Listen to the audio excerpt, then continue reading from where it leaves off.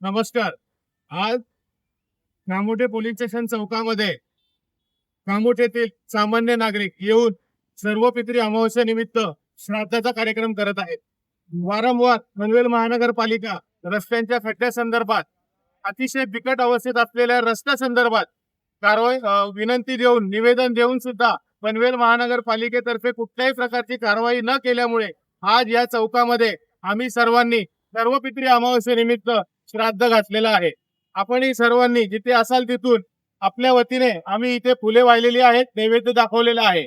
बांधकाम विभागाने, पनवेल महानगरपालिकेच्या विभागाने कृपया हे पाहून तरी रस्त्यावरती होणारे अपघात कुठेतरी थांबावे यासाठी काहीतरी उपाययोजना करून आम्हाला रस्ता, जसं आम्ही कर भरतो त्याप्रमाणे आम्हाला हा रस्ता बनवून द्यावा, ही पुन्हा एकदा विनंती.